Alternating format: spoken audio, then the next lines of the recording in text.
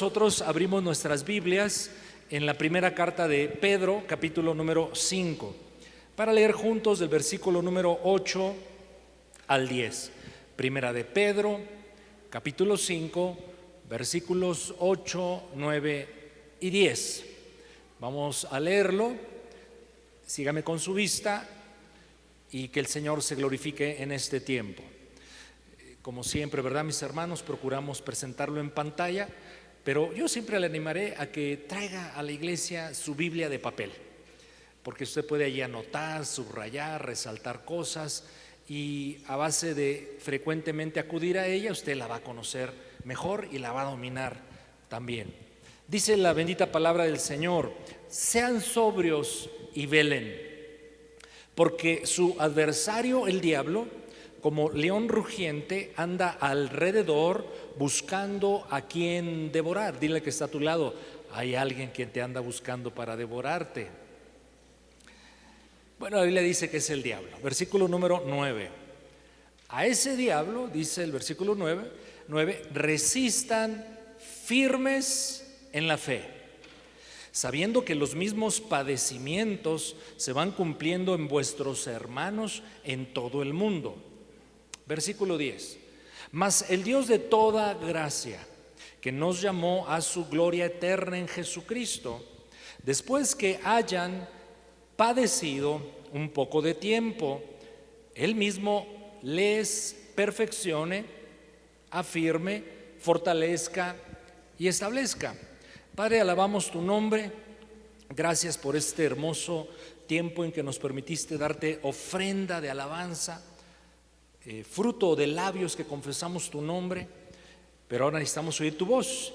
Queremos que tu palabra, por la obra de tu Espíritu Santo, nos instruya, equipe, afirme, pero también corrija y se haga tu voluntad, Señor, en toda esta reunión. Es lo que buscamos, estar en el centro de tu voluntad, que solo tú seas exaltado y nosotros edificados. En lo personal, Dios mío, dame de tu gracia.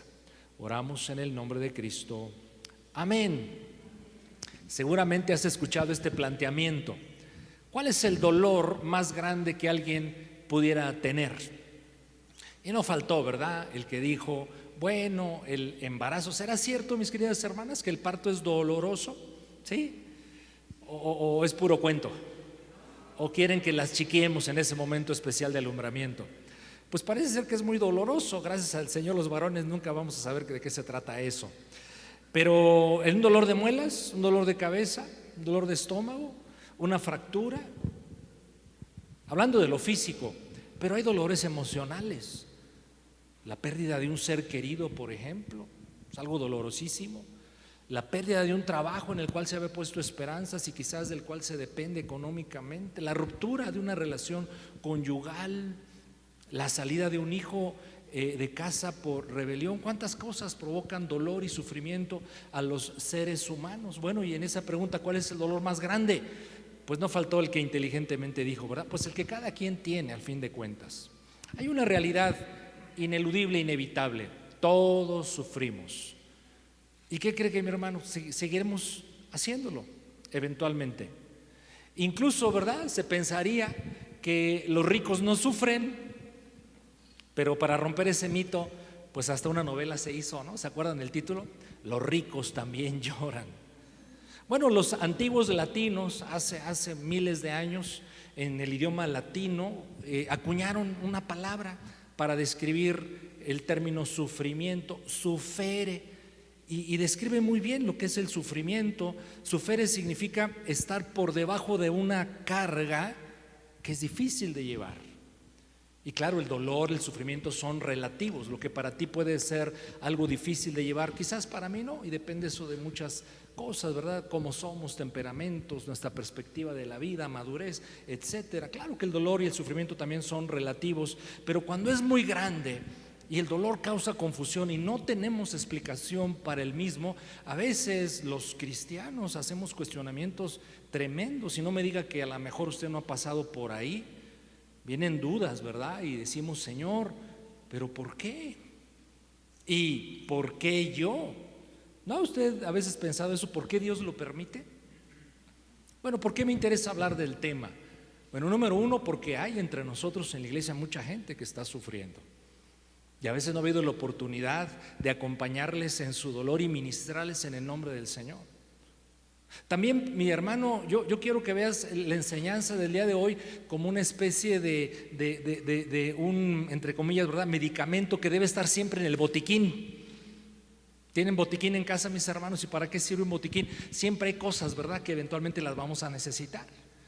Y si tú en este momento no estás pasando por una situación difícil, dolorosa, de sufrimiento, bueno, no lo estoy profetizando, simplemente porque vivimos, pues eventualmente vamos a necesitar ser ministrados sobre este tema. Debemos hablar también de este tema, mis hermanos, porque miren, si no lo sabemos procesar a la luz de la palabra y la obra del Espíritu Santo, vamos a ser confundidos.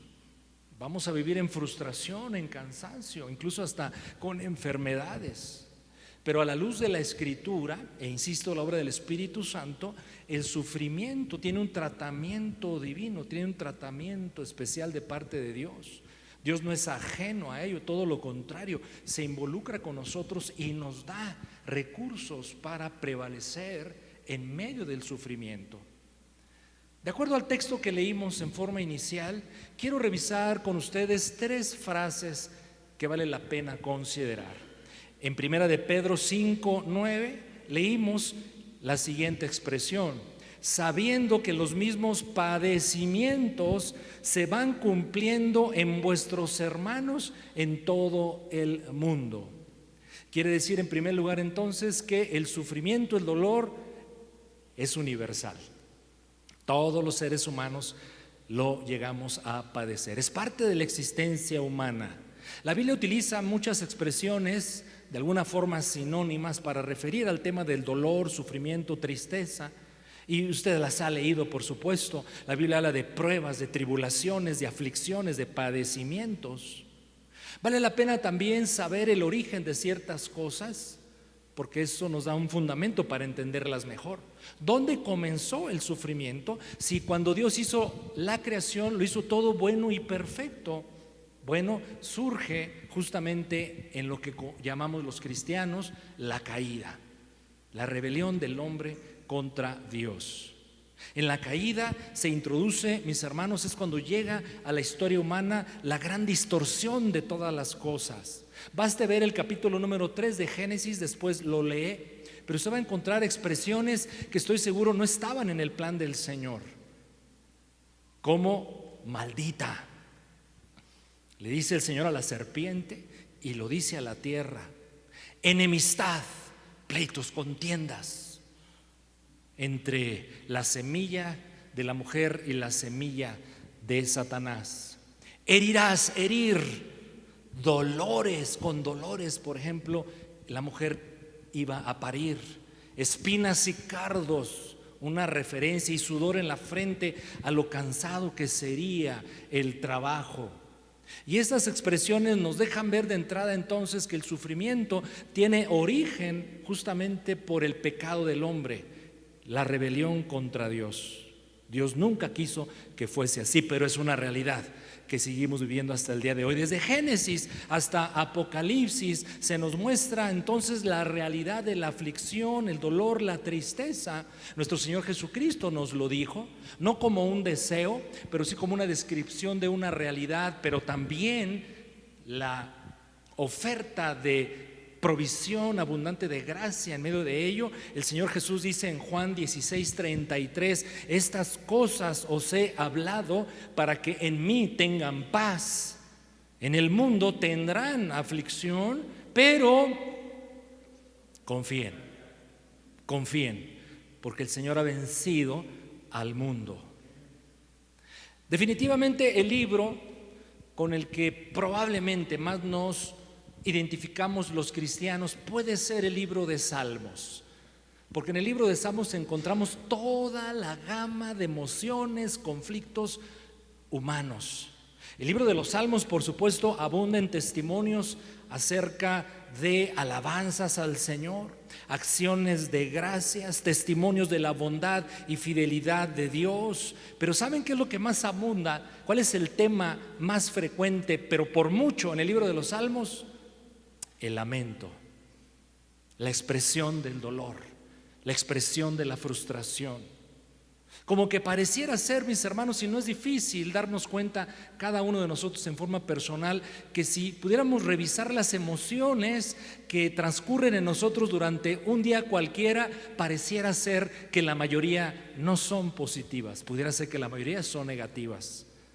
El libro de los Salmos nos habla del dolor que hay en el sufrimiento, pero también siempre nos lleva, nos conduce a buscar a Dios, especialmente en ese tiempo, en medio de nuestras luchas. Incluso el libro de los Salmos promueve la expresión de las emociones que a veces no somos capaces de expresar como parte del proceso de sanidad que Dios quiere hacer en nosotros. Base algunos ejemplos de este libro de Salmos. Por ejemplo, 42:3. Salmos 42:3 dice el escritor: fueron mis lágrimas. Trate de imaginar la condición emocional de perturbación en la cual se encuentra el escritor. Fueron mis lágrimas, mi pan de día y de noche. ¿Qué comía este hombre todos los días?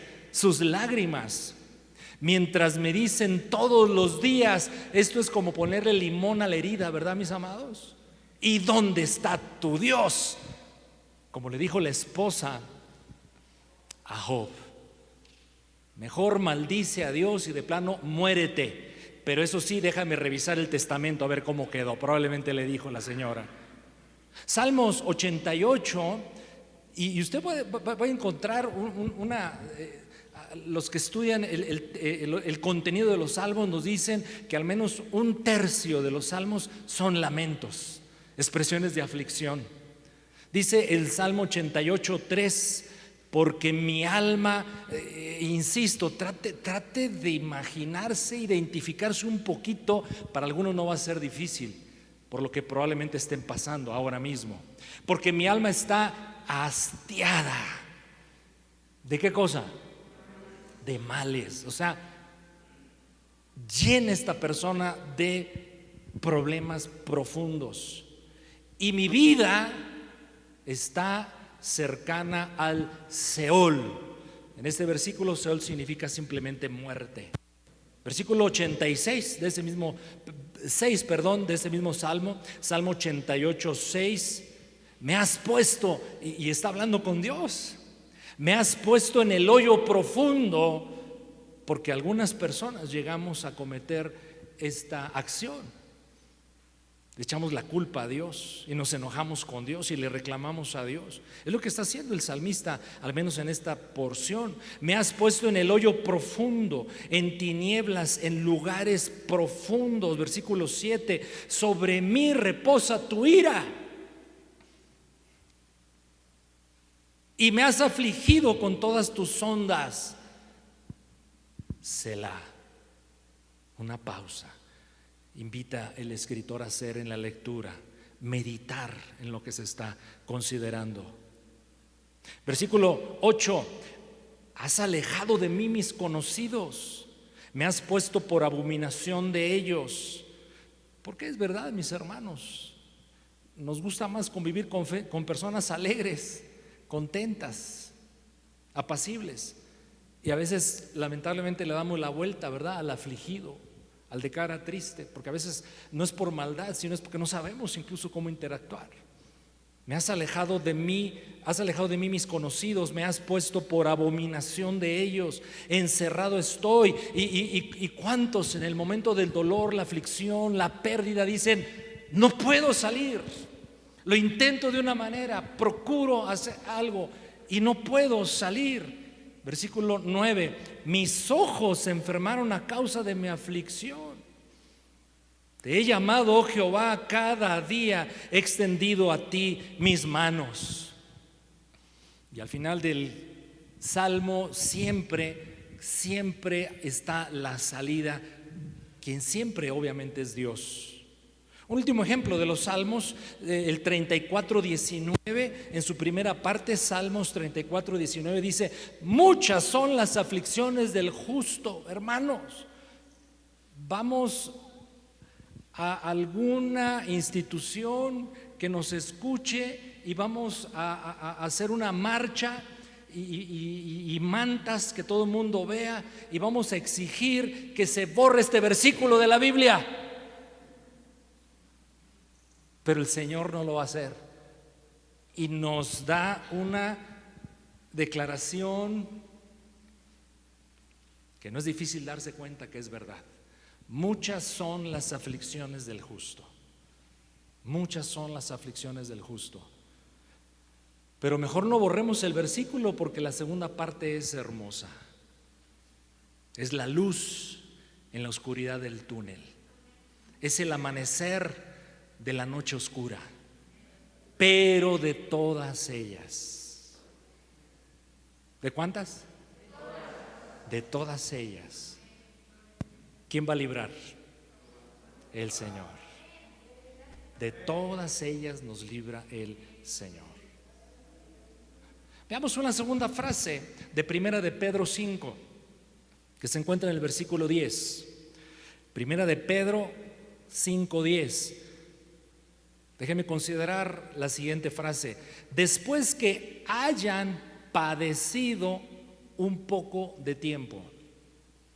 Después que hayan padecido un poco de tiempo.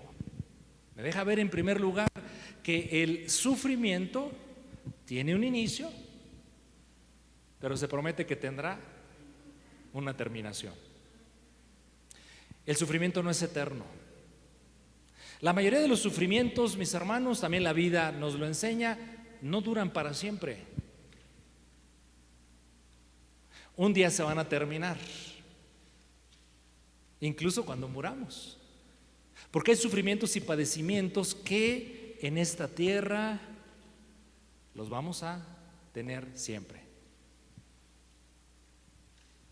Pero como si acabamos de leer en el Salmo 34, versículo 19, que de todas las aflicciones el Señor nos libra, sí lo hace. Pero muchas veces lo hace a su manera, no a la nuestra. Nunca vas a poder recuperar a un ser querido que falleció, ya partió, no volverá a ti. Y te va a acompañar, quizás para muchos el luto durante muchos años, hasta que el Señor también lo llame a su presencia.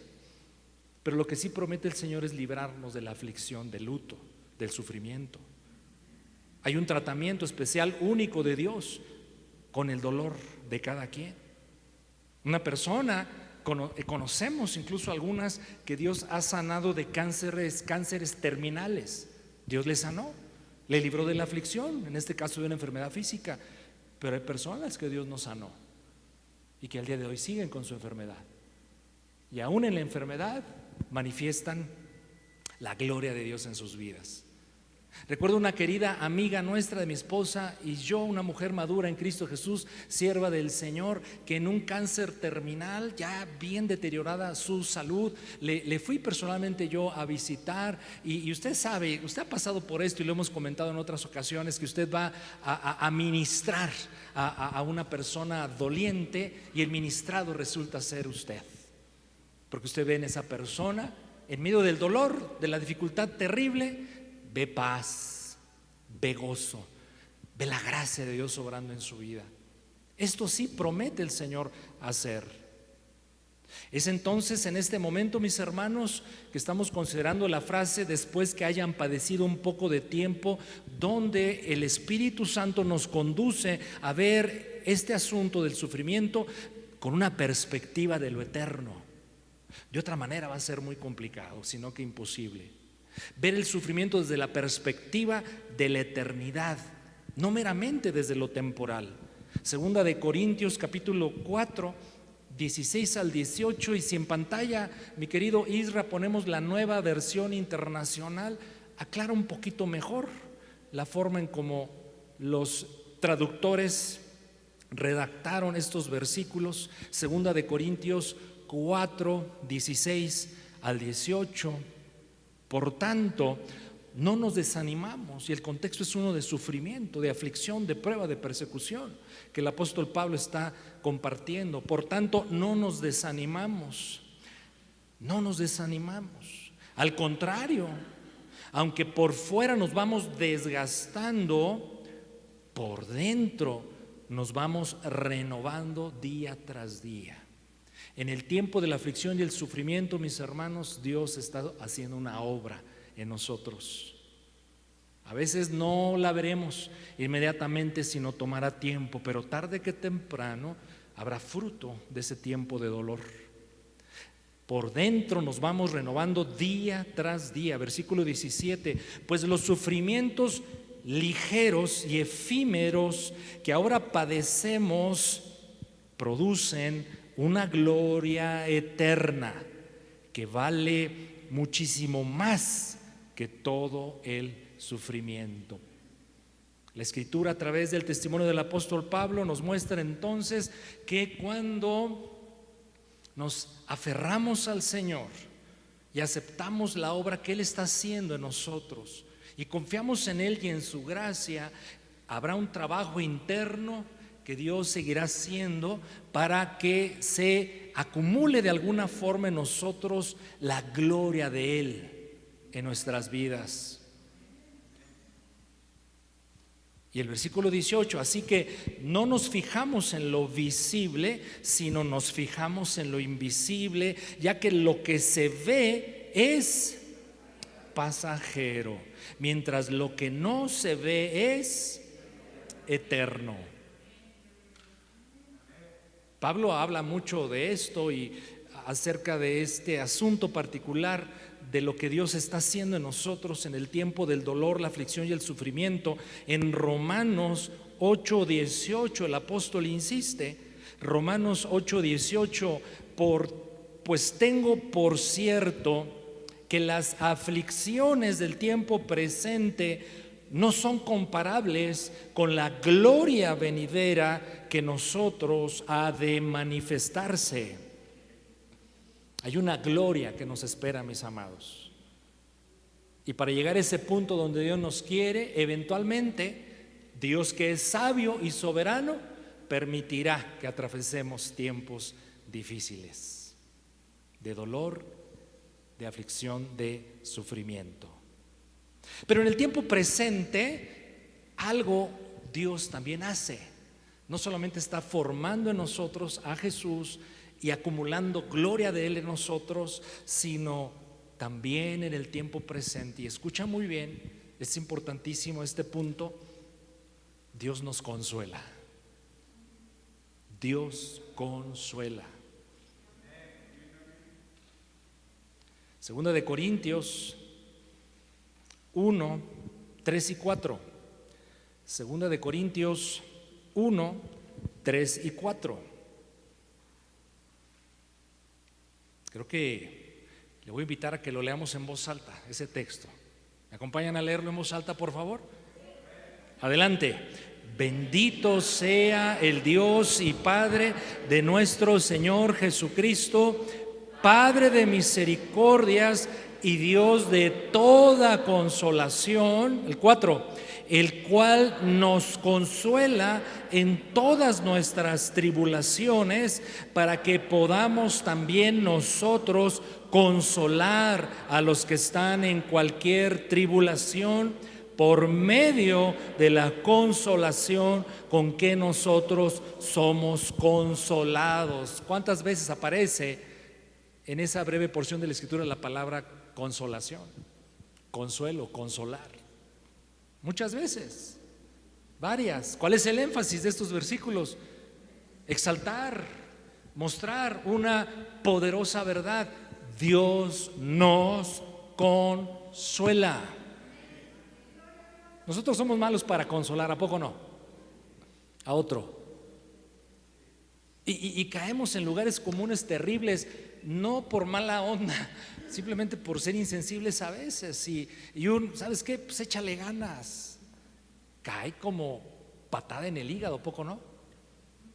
Cuando tú estás sufriendo, como diciéndole a aquel, ¿qué crees que no le estoy echando ganas? Pero no avanzo ni un milímetro. A veces es mejor consolar al estilo amigos de Job, antes de que empezaran a hablar. 3 amigos de Job, cuando Job estaba en el peor escenario posible, con los peores tormentos, vinieron 3 amigos a él: Bildad, Elifaz, Zofar. y se sientan junto a él. Y como dicen en México, calladito te ves más bonito. No dijeron nada durante 7 días, solamente le acompañaron en su dolor. El problema de los amigos de Job es que cuando empezaron a hablar, dijeron muchas cosas que Dios después reclamó.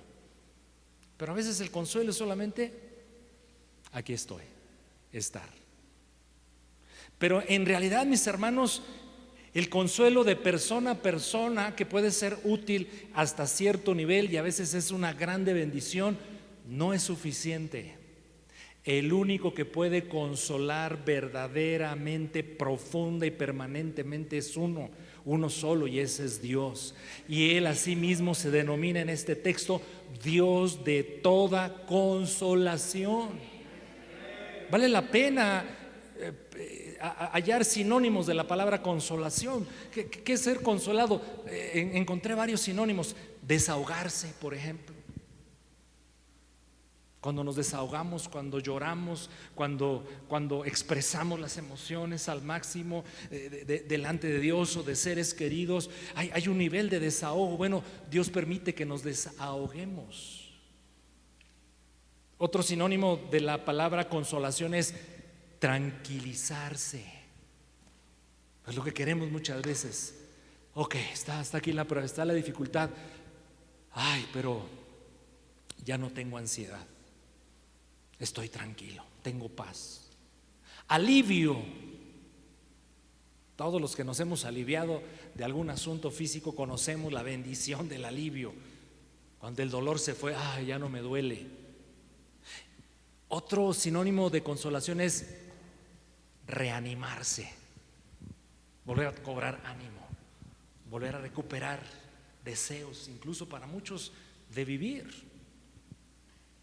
Nuestro Señor Jesucristo, en la carta a los Hebreos, capítulo 4, versículo 15, nos dice que Él es un Dios cercano a nosotros y que nos comprende.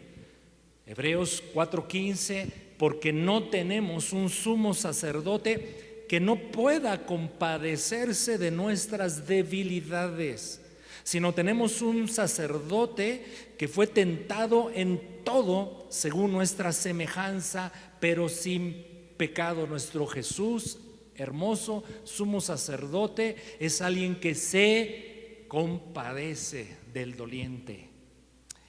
No estamos solos, el Señor está con nosotros.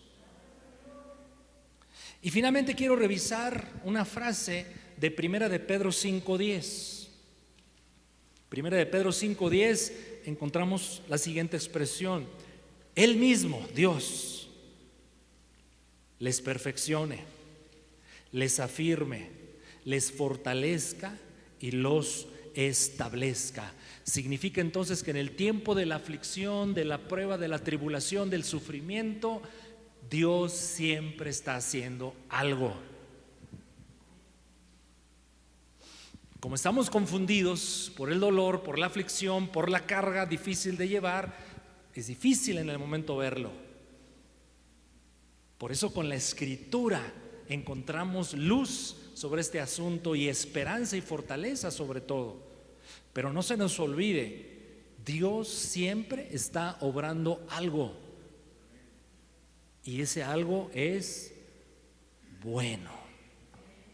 No lo veo en el momento. ¿Por qué? Porque me duele, porque estoy turbado, hay confusión. Pero Dios siempre está haciendo algo en nosotros. La misma carta de Pedro, en el capítulo número 1, nos habla de algunas cosas poderosas y profundas que Dios hace a través del tiempo del sufrimiento. Primera de Pedro, capítulo 1, de 3 al 7, leamos. Primera de Pedro 1, 3 al 7. Bendito el Dios y Padre de nuestro Señor Jesucristo, que según su grande misericordia nos hizo renacer para una esperanza viva, por la resurrección de Jesucristo de los muertos,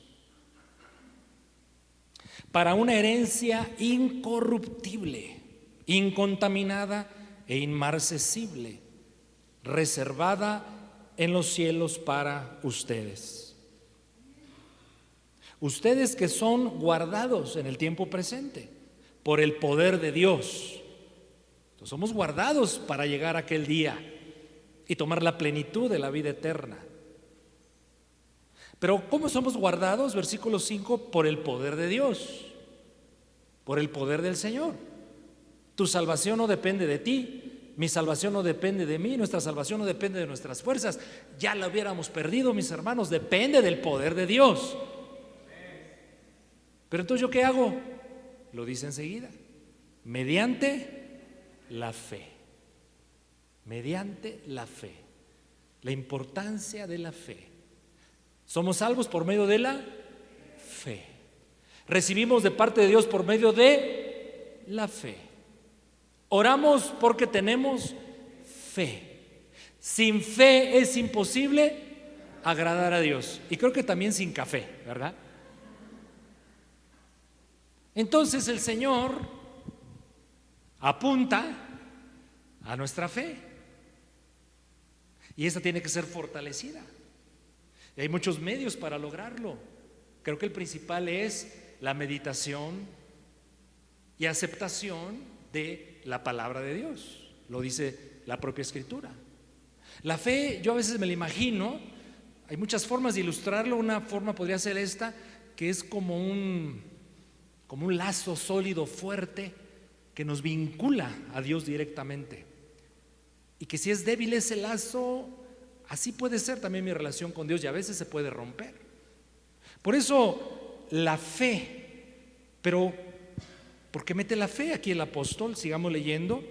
Versículo 5, que sois guardados por el poder de Dios mediante la fe para alcanzar la salvación que está preparada para ser manifestada en el tiempo postrero. Entonces, para alcanzar la salvación yo necesito tener fe, en lo cual vosotros se alegran, aunque ahora, por un poco de tiempo, si es necesario, tengan que ser afligidos por o en una gama de pruebas, diversas pruebas. Versículo 7, muy importante: para que sometida a prueba, hagan de cuenta que a un tratamiento especial, su fe, mi fe, nuestra fe, salga de ese proceso mucho más preciosa que el oro, el cual aunque perecedero se prueba con fuego.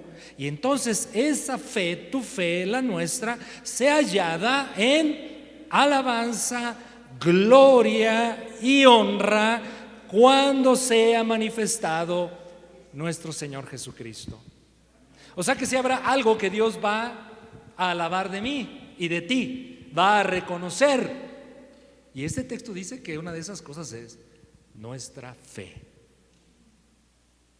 La fe, repito, entonces es indispensable. Lo digo nuevamente, para ser salvo, para agradar a Dios, para recibir de Dios, pero para llegar a la posesión plena de la vida eterna. Y si Dios nos dijera, y sí lo dice de alguna manera, cuida tu fe, fortalece tu fe, nutre tu fe, pero si Dios nos dejara todo hacer a nosotros en relación al cuidado de la fe, fracasaríamos. Y entonces Él entra en acción y soberanamente, pero sabiamente, me permite pasar por aflicciones para que esa fe sea probada y perfeccionada. Sobre este tema, Santiago, regrese unas páginas de su Biblia, Santiago capítulo número 1, del 2 al 5, nos dice algo similar que el apóstol Pedro.